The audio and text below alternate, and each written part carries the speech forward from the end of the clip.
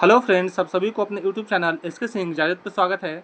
आज इस वीडियो में रेलवे एनटीपीसी एग्जाम जो कि 13 जून फर्स्ट शिफ्ट का पूर्ण हो चुका है, तो चलिए इसके हम लोग सभी क्वेश्चनों को देख लेते हैं।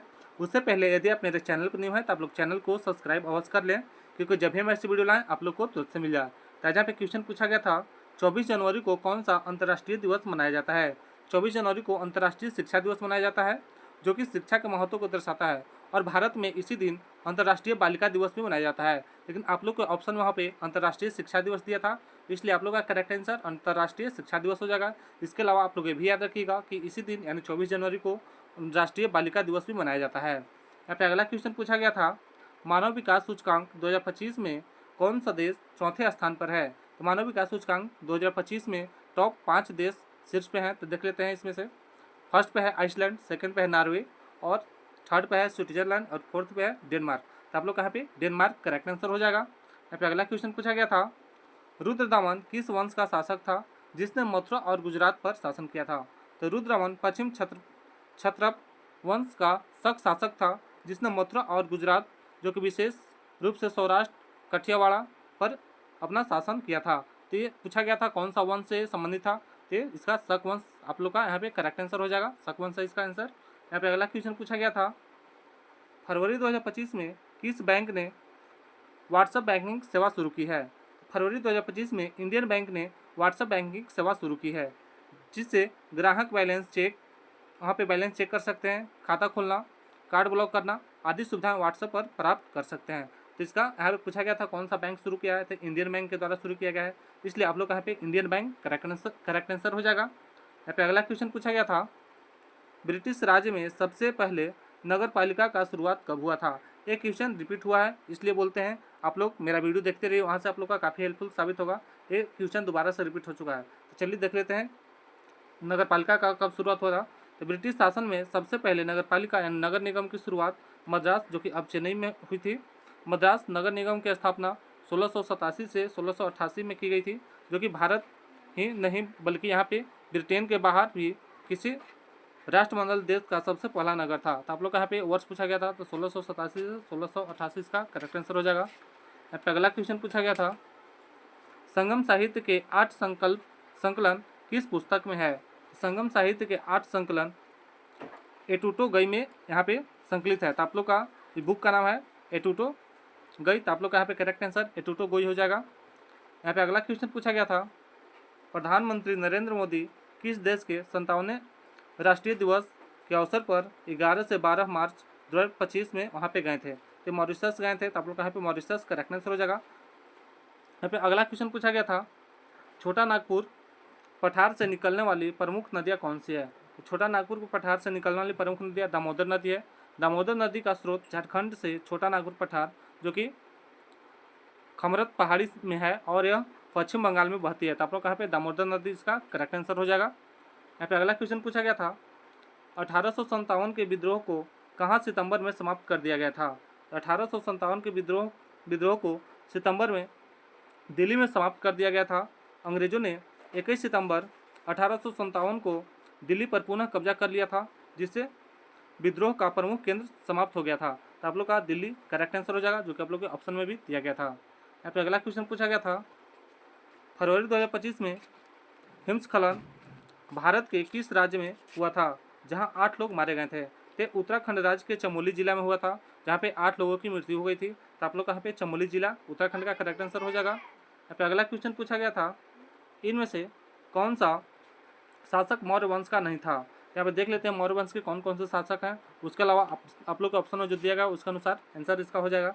मौर्य वंश के शासकों में चंद्रगुप्त मौर्य थे, बिंदुसार, अशोक, दशरथ, संप्रीति, शालिशुक, देववर्मन, शतधनवन और बृहदत्त इसमें शामिल थे। तो इसमें से जो भी दिया गया होगा इसमें से एक उसमें ऑप्शन में आप लोग का नहीं होगा, वो इसका करेक्ट आंसर हो जाएगा। इन शासकों के अलावा जो कि पुष्यमित्र शुंग थे, जो कि मौर्य वंश के शासक नहीं थे, वह शुंग वंश का स्थापना किए थे, जो कि शुंग वंश के शासन थे। तो आप लोग के साथ ऑप्शन में शुंग वंश जो पुष्यमित्र ने दिया गया था, तो आप लोग का पुष्यमित्र शुंग इसका करेक्ट आंसर हो जाएगा। और यहाँ बात कर ले जो चंद्रगुप्त मौर्य का अंतिम शासक कौन सा था, तो बृहदत्त थे। ये भी आप लोग ध्यान रखिएगा। यहाँ पे नेक्स्ट क्वेश्चन पूछा गया था, 1857 की क्रांति की शुरुआत कहाँ से हुई थी। तो 1857 की क्रांति की शुरुआत मेरठ से हुई थी। तो आप लोग यहाँ पे मेरठ करेक्ट आंसर हो जाएगा। पहला क्वेश्चन पूछा गया था, चावल और गेहूं किस क्षेत्र में ज़्यादा होता है, गंगा, सिंधु पूर्वी तट या पश्चिम तट। तो देख लेते हैं, जो चावल है, चावल और गेहूं दोनों ही गंगा सिंधु के मैदान यानी पूर्वी तट और पश्चिमी तट की तुलना में सबसे ज़्यादा होता है। तो इसके अनुसार आप लोग को ऑप्शन में जो दिया गया उसके अनुसार सही हो जाएगा। इसका तो मुझे एग्जैक्ट ऑप्शन नहीं मिल पाया है, आप लोग यहाँ पे मैच कर लीजिएगा वहाँ पे क्या ऑप्शन में था। यहाँ पे अगला क्वेश्चन पूछा गया था, महलवाड़ी व्यवस्था में टैक्स यानी भूमि राजस्व किससे लिया जाता था। तो गांव या महल के सभी किसानों से सामूहिक रूप से लिया जाता था। तो आप लोग को यहाँ पे किसान दिया गया था ऑप्शन में, तो आप लोग का यहाँ पे किसान करेक्ट आंसर हो जाएगा। ये टैक्स वसूलने की जिम्मेदारी गांव के मुखिया की होती थी, जो पूरे गांव के किसानों से कर इकट्ठा कर सरकार को देता था। यानी कि कर किसी एक किसान से नहीं बल्कि पूरे गांव के सामूहिक रूप से वसूला जाता था, जो गांव के पूरे किसान लोग से यहाँ पे कर को वसूल लिया जाता था। यहाँ पे अगला क्वेश्चन पूछा गया था, 73वें संविधान संशोधन के तहत गठित त्रिस्तरीय पंचायती राज व्यवस्था में निचले स्तर पर सबसे अच्छा कार्य कौन करता है। तो ग्राम पंचायत सबसे अच्छा कार्य करता है, तो आप लोग यहाँ पे ग्राम पंचायत इसका करेक्ट आंसर हो जाएगा।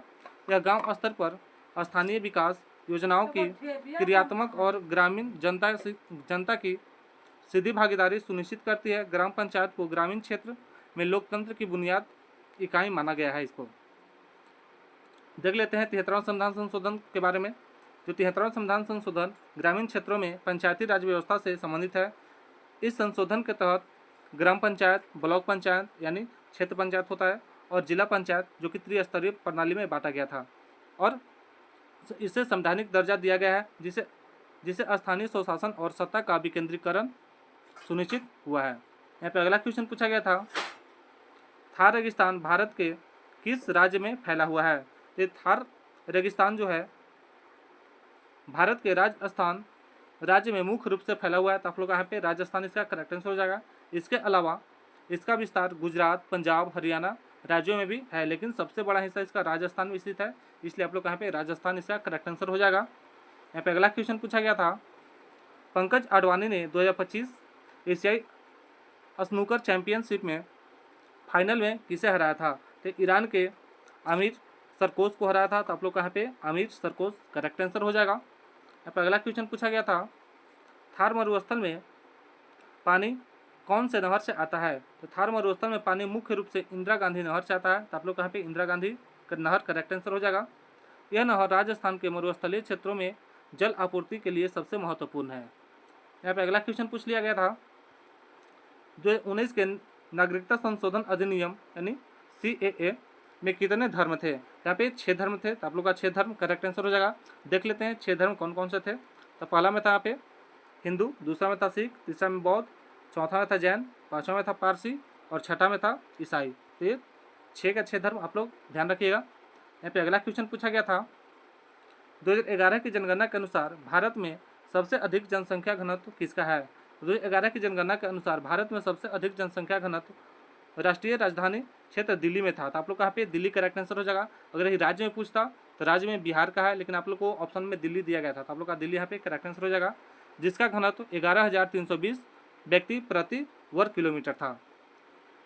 यहाँ पे अगला क्वेश्चन पूछा गया था, प्रिवी पर्स का क्या मतलब होता है। तो प्रिवी पर्स का मतलब होता है वह विशेष वार्षिक भत्ता या धनराशि जो कि संवैधानिक या लोकतांत्रिक राजतंत्र में पूर्ण राजाओं, रजवाड़ों या राज परिवार को उनके पूर्ववर्ती अधिकारी और संपत्ति को संरक्षण के लिए उत्तरदायी है। इसका ऑप्शन तो मुझे एग्जैक्ट नहीं मिल पाया है, लेकिन इसमें से जो आप लोग को ऑप्शन में मैच करता होगा उसके अनुसार आप लोग का यहाँ पे करेक्ट आंसर हो जाएगा।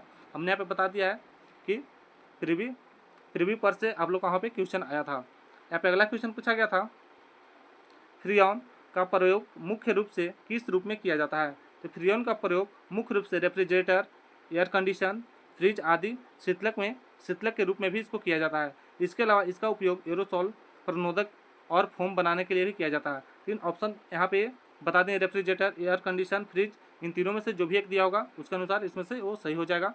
यहाँ पे अगला क्वेश्चन पूछा गया था, अल्ट प्लस स्पेस बार की का प्रयोग किस लिए किया जाता है। तो alt plus space bar keyboard shortcut की का उपयोग किसी भी सक्रिय विंडो के सिस्टम मेनू को खोलने के लिए किया जाता है। इस मेनू में restore, move, size, minimize, maximize और क्लोज जैसे विकल्प होते हैं जिसे आप बिना माउस के विंडो को आसानी से मैनेज कर सकते हैं। तो आप लोग का यहाँ पे ऑप्शन में दिया गया था सक्रिय विंडो के सिस्टम मेनू को खोलने के लिए। तो आप लोग का करेक्ट आंसर हो जाएगा सक्रिय विंडो के मेनू को खोलने के लिए। यहाँ पे अगला क्वेश्चन पूछा गया था स्टोव के नीले रंग होने का कारण क्या है। तो स्टोव के नीले लौ का यानी नीले लौ का कारण ईंधन जैसे एलपीजी का पूर्ण दहन है। तो आप लोग को ऑप्शन में पूर्ण दहन दिया गया था, इसलिए आप लोग का यहाँ पे पूर्ण दहन करेक्ट आंसर हो जाएगा।